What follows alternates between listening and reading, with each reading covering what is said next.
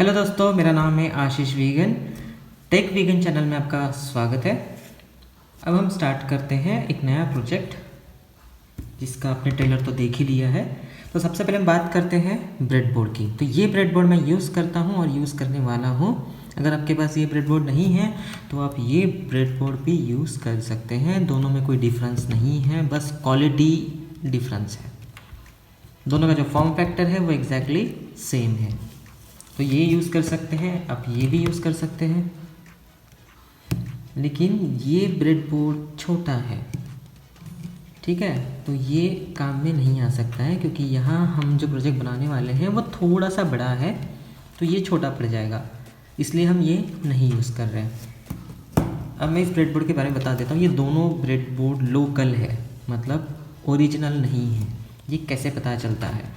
इस पर कुछ भी प्रिंटिंग नहीं है, बस जो नंबर्स होते हैं वही प्रिंटेड है और जो कैरेक्टर है ABCD बस वही प्रिंट है, बाकी कुछ प्रिंटेड नहीं है। ये लोकल है। पीछे देखिए डबल साइडेड टेप लगी है ना। तो ये यूज़ कर सकते हैं, हमारे सारे काम तो हो जाते हैं, बस मैं क्वालिटी की बात कर रहा हूँ। इवन ये भी जो मैं यूज़ करने वाला हूँ ये भी लोकल है, इसमें भी पीछे डबल साइडेड टेप लगी है, ठीक है। तो ये दोनों के अलावा मैं आपको ओरिजिनल दिखाना चाहता हूँ। ओरिजिनल कैसे होता है ये दोनों में डिफरेंस है। ये काफ़ी पुराना हो चुका है इसलिए मैं यूज़ नहीं करता, लेकिन ये ओरिजिनल है। तो ये कैसे पता ओरिजिनल है? पीछे अगर आप देखोगे तो आपको मेटल मिलेगा, मेटालिक सरफेस है पीछे, ठीक है। तो ये मेटालिक सरफेस और इस पर जो मार्किंग करी है वो बिल्कुल भी अभी तक मिटी नहीं है, इसलिए ओरिजिनल है। अगर आप इसे देखेंगे तो इसका तो बस निकल ही जा रहा है, पेंट अभी से निकल जा रहा है। ये न्यू है फिर भी इसका पेंट निकल रहा है, लेकिन इसका अभी तक नहीं निकला है क्योंकि ये ओरिजिनल है। हाफ साइज़ का जो ब्रेडबोर्ड मैं यूज़ करता हूँ वो भी ओरिजिनल है। देखिए पीछे मेटालिक सरफेस है। तो ओरिजिनल ब्रेडबोर्ड थोड़े से महंगे आते हैं, लेकिन हम जो काम करते हैं वो तो इससे भी हो जाते हैं, तो वो आपके ऊपर डिपेंड है। तो ये हम ब्रेडबोर्ड यूज़ करने वाले हैं। और उसके बाद नेक्स्ट कंपोनेंट है मेरा फेवरेट नोड MCU, ठीक है। इस बोर्ड का नाम नोड MCU है, लेकिन इस पर जो चिप लगी है वो है ESP8266। इस पर लिखा हुआ भी है, आप देख सकते हैं ESP8266। वाईफाई का लोगो है क्योंकि ये वाईफाई इनेबल्ड कंट्रोलर है। अब ये ESP8266 है, फिर बाकी का क्या है? तो बाकी जो कंपोनेंट्स हैं वो UART कम्युनिकेशन के लिए हम यूज़ करते हैं। कुछ वोल्टेज रेगुलेटर भी है इसमें, ठीक है। USB पोर्ट भी लगा हुआ है, रीसेट एंड फ्लैश की बटन भी है। तो ये बहुत ही प्यारा है, अमीका का है। लिंक मैंने डिस्क्रिप्शन बॉक्स में दे दिया, वहाँ से आप परचेज कर सकते हैं। अमेज़ॉन की मैंने लिंक दी है। इवन अभी जो हम प्रोजेक्ट बनाने वाले हैं उसका सर्किट डायग्राम भी मैंने दिया है, आप वहाँ से डाउनलोड कर सकते हैं डिस्क्रिप्शन बॉक्स से। तो ये नोड MCU हमें यूज़ करना है। किसी के दिमाग में ये क्वेश्चन आ सकता है कि हम नोड MCU क्यों यूज़ कर रहे हैं, क्या हम आर्डिनो यूज़ नहीं कर सकते? बिल्कुल कर सकते हैं, हम आर्डिनो यूज़ कर सकते हैं, लेकिन इस प्रोजेक्ट में हमें इंफॉर्मेशन सर्वर से फैच करानी है। मतलब ये सब रिमोटली चलेगा। ऑनलाइन आपको एक मैसेज सेट करना होता है, वो मैसेज ये कंट्रोलर फैच करेगा। अब ये कंट्रोलर फैच करेगा क्योंकि इसमें वाईफाई लगा हुआ है, ये TCP/IP पे काम करता है, HTTP प्रोटोकॉल सपोर्ट करता है, FTP प्रोटोकॉल को भी सपोर्ट करता है, इसलिए काम कर लेता है। अगर आपको आर्डिनो यूज़ करना है, अगर आप कोई बड़े बड़े डिस्प्लेस कनेक्ट कर रहे हो तो आप ये दोनों को कंबाइन भी यूज़ कर सकते हैं। मतलब इसे ऐसा आप गेटवे यूज़ कर सकते हैं। ये आपको डेटा फेच करवा के देगा, फिर ये डेटा इसे ट्रांसमिट करेगा, फिर इसके बाद आपको जो भी डिवाइसेस इसे कनेक्ट करने हैं, डिस्प्लेस या फिर जो भी है वो कर सकते हैं। तो दोनों को आपको कंबाइनली यूज़ करना पड़ेगा इसे एज अ गेटवे। अब ये प्रोजेक्ट इसके अलावा भी ये काम कर रहा है, इसलिए मैं यूज़ कर रहा हूँ नोड MCU, ठीक है। आप नैनो भी यूज़ कर सकते हैं, दोनों को आप साथ में यूज़ करिए। अगर आपके पास VMOS है तो VMOS भी यूज़ कर सकते हैं। VMOS और ये दोनों में कोई डिफरेंस नहीं है, कोड बिल्कुल दोनों में सेम यूज़ होगा। और इन दोनों के अलावा एक और कंपोनेंट है, एक मॉड्यूल है ये ESP32। इसमें ब्लूटूथ भी है, आप ये भी यूज़ कर सकते हैं। मैं तो इस पर करवा रहा हूँ ये प्रैक्टिकल। तो सबसे पहले इसे हम यहाँ कनेक्ट करते हैं। इसके पहले जितने भी प्रोजेक्ट्स के वीडियो मैंने बताए हैं तो हार्डवेयर का जो कनेक्शन है वो मैं इसी तरह से बताता हूँ, ठीक है। ये हो गया कनेक्शन। अब जो भी हमें नोटिस डिस्प्ले करनी है डिस्प्ले पर, वहाँ मैं यूज़ करने वाला हूँ 16:2 कैरेक्टर डिस्प्ले, LCD डिस्प्ले, ठीक है। इसमें एट ए टाइम आप 32 कैरेक्टर्स डिस्प्ले कर सकते हैं। ऊपर की रो में 16, नीचे की रो में 16, तो total columns are 16, rows are 2। ये यूज़ कर सकते हैं या फिर आप ये भी यूज़ कर सकते हैं। अब क्या है कि यहाँ एक प्रॉब्लम है, इसको नोड MCU के साथ डायरेक्टली इंटरफेस करना थोड़ा सा टफ है, क्योंकि नोड MCU में पिन्स की लिमिटेशन है, ज़्यादा पिन्स उसमें अवेलेबल नहीं है। अगर ये हम डायरेक्टली इंटरफेस करेंगे, अगर पॉसिबल होता है कि इससे इंटरफेस हो जाए, तो 6 डेटा पिन्स आपकी कंज्यूम हो जाएगी। इसलिए हम यूज़ करते हैं I2C कन्वर्टर, ठीक है। ये जो भी डेटा रहेगा यहाँ से नोड MCU से जो भी डेटा आएगा वो I2C में कन्वर्ट करके डिस्प्ले तक पहुँचाता है। तो यहाँ आप देख सकते हैं सिर्फ 4 पिन यूज़ होने वाली है। देखिए, ground, VCC, SDA, SCL। SDA आपको D1 को कनेक्ट करना है और SCL D1, SDA D2, बस वही। नेक्स्ट इज जंपर केबल, ये है मेल टू फीमेल। तो male to female jumper cable हमें यूज़ करना है। तो चलिए स्टार्ट करते हैं जल्दी से। हमने तो एक काम कर दिया है, इसको लगा दिया है। उसके बाद आपको कनेक्ट करना है ये I2C कन्वर्टर।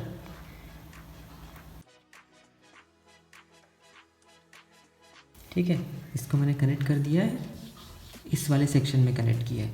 अब उसी से पैरेलली आपको ये डिस्प्ले कनेक्ट करना है। बिल्कुल 16 पिन्स को पैरेलल हो गया है, पूरे पैरेलल पिन्स आने चाहिए। अब बचा है वायरिंग, हो गया कनेक्ट। तो काफ़ी इजी है, मैं चारों पिन एक साथ इसे कनेक्ट कर रहा हूँ।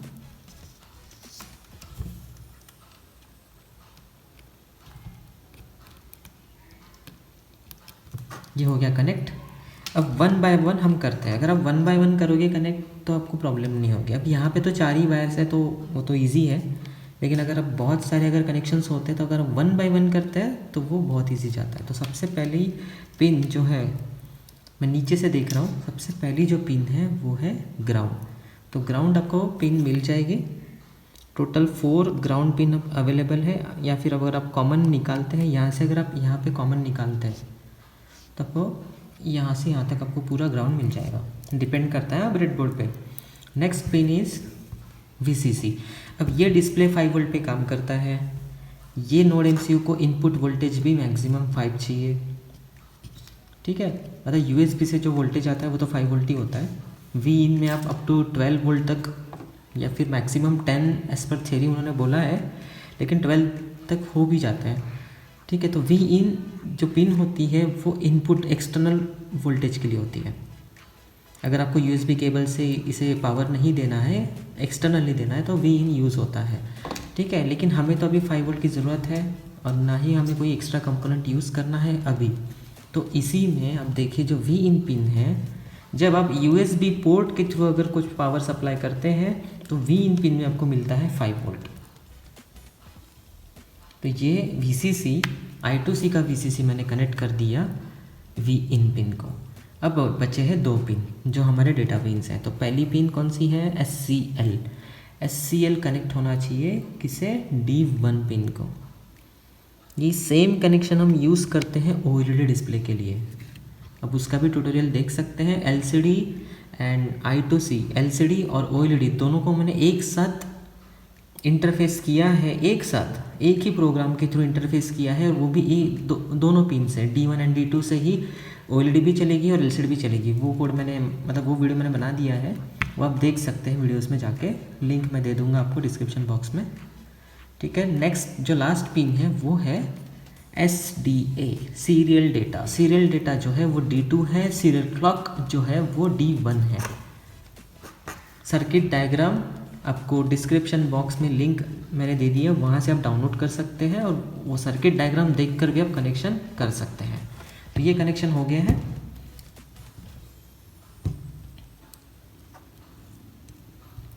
अब हमें करनी है प्रोग्रामिंग, लेकिन प्रोग्रामिंग करने से पहले हमें कुछ सेटिंग करनी होगी ऑनलाइन। तो ऑनलाइन जो भी मैं अभी करवाऊँगा वो आपको स्टेप बाय स्टेप फॉलो करने हैं। आपको अकाउंट क्रिएट करना है। अकाउंट क्रिएट करने के बाद जो रहेगा, आपको एक ईमेल आएगा आपकी ईमेल एड्रेस पर, वहाँ आपको एक्टिवेट करना है आपका अकाउंट। उसके बाद ही लॉगिन हो जाएगा। लॉगिन के बाद आप फिर मैसेजेस इंसर्ट कर सकते हैं।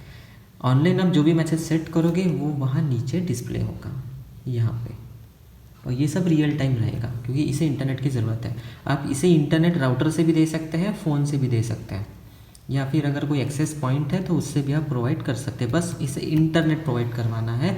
आप इसे इंटरनेट कहीं से भी प्रोवाइड कर सकते हैं, और जो मैसेज आप सेट करोगे वो कहीं से भी कर सकते हैं। अगर आप अदर कंट्री में हैं वहाँ से भी आप कर सकते हैं। हार्डवेयर का काम हो चुका है। अभी हम सॉफ्टवेयर स्टार्ट करते हैं। तो सबसे पहले आपको एक वेबसाइट ओपन करनी है, iot.vbumblebees.com। इस वेबसाइट पर जाकर आपको रजिस्ट्रेशन करना है, क्योंकि यहाँ पे आपको अकाउंट क्रिएट करना पड़ेगा। तो रजिस्ट्रेशन, वैसे मैं टेक वीगन के नाम से ही अकाउंट बना रहा हूँ।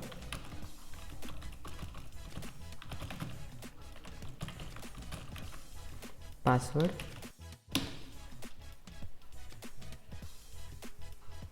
Successfully registered. अब हमें वेट करना होगा, एक ईमेल आएगा, चेक करते हैं। देखिए ईमेल आ चुका है, ठीक है। अब इस ईमेल पर एक आपको एक्टिवेशन लिंक आएगी, वहाँ क्लिक करना है। हो सकता है कि आपको ईमेल थोड़ा लेट आए, आपको वेट करना है। कभी कभी 5 मिनट्स भी लग जाते हैं, तो कभी कभी जल्दी आ जाते हैं। तो इस लिंक पर आपको क्लिक करना है। क्लिक करने के बाद देखिए activation successful, please subscribe YouTube channel. अगर आपने अभी तक सब्सक्राइब नहीं किया है तो प्लीज़ चैनल को सब्सक्राइब करिए। अब हमारा एक्टिवेशन सक्सेसफुल हो चुका है। अब लॉगिन करते हैं।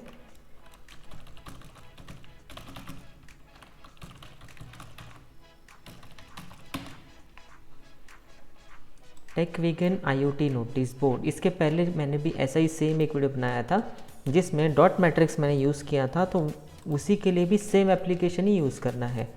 तो इस एप्लीकेशन के थ्रू आप बहुत सारे टाइप के डिस्प्ले इंटरफेस कर सकते हैं। इवन अगर आपको हार्डवेयर साइड कुछ इन्फॉर्मेशन सबमिट करनी है रियल टाइम, तो उसके लिए भी आप इसे यूज़ कर सकते हैं। बस आपको प्रोग्रामिंग का थोड़ा लॉजिक लगाना पड़ेगा। तो यहाँ पे आपको एक API की मिलती है। तो ये API की हर यूज़र के लिए अलग होती है। तो ये API की आपको प्रोग्रामिंग में पेस्ट करना होता है। और नेक्स्ट जो आपको ऑप्शन दिख रहा है वो है सेट डिस्प्ले मैसेज। तो यहाँ से हम मैसेज सेट करेंगे। मैं आपको प्रोग्राम दिखा दे रहा हूँ। तो ये आर्डिनो प्रोग्राम है, आर्डिनो IDE मैंने यूज़ किया है प्रोग्रामिंग के लिए, लेकिन हमें आर्डिनो बोर्ड यूज़ नहीं किया है। तो यहाँ पे आपको एक लाइब्रेरी की ज़रूरत पड़ेगी जो है लिक्विड क्रिस्टल I2C.h। लिंक भी मैंने दे दी है डिस्क्रिप्शन बॉक्स में, वहाँ से आप डाउनलोड कर सकते हैं। यहाँ भी मैंने प्रोवाइड कर दी है, ठीक है। नेक्स्ट SSID, तो यहाँ आपको वाईफाई नेम प्रोवाइड करना है। अगर आपके घर में राउटर है, ब्रॉडबैंड इंटरनेट है, वायरलेस LAN, तो यहाँ आपको SSID मेंशन करनी है, और उसका जो पासवर्ड है वो आपको यहाँ मेंशन करना है। अगर आपका ओपन वाईफाई है तो यहाँ पासवर्ड आप ब्लैंक छोड़ देना। तो यहाँ पे हमें API की को पेस्ट करना है। तो ये API की मैंने कॉपी कर दी है और यहाँ पे पेस्ट, ठीक है। तो अब ये API की पेस्ट हो चुका है, कोड रेडी है, बस कोड को अपलोड करना है। तो चलिए हम इस कोड को अपलोड करते हैं।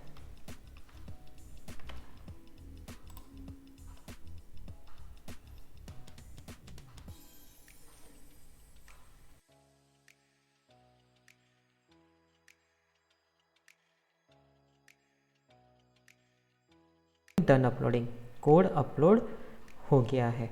अब हम सेट करते हैं मैसेज।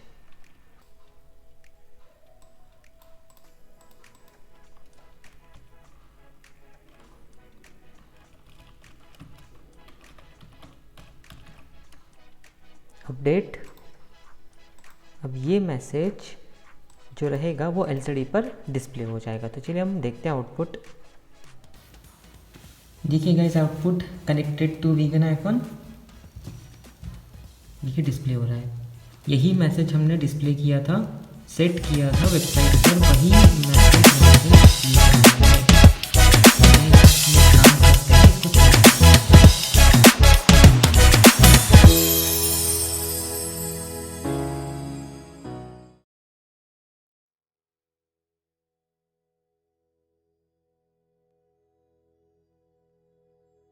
ठीक है, लॉगिन हो गया। देखिए डिफ़ॉल्ट मैसेजेस हेलो एवरीवन। अब मैं इसे चेंज करके दिखा रहा हूँ आपको रियल टाइम।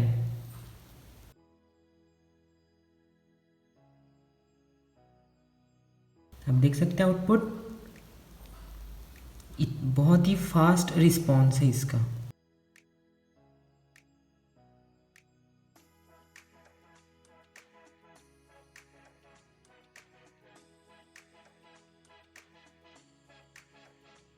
मीटिंग टुडे, देखिए कितना फास्ट हो रहा है, और ये ऑनलाइन है। अब देख सकते हैं कोई लोकल होस्ट या फिर कोई लोकल नेटवर्क या फिर लैन नेटवर्क में हम ये इंटरफेसिंग नहीं कर रहे हैं, ये सब ऑनलाइन हो रहा है।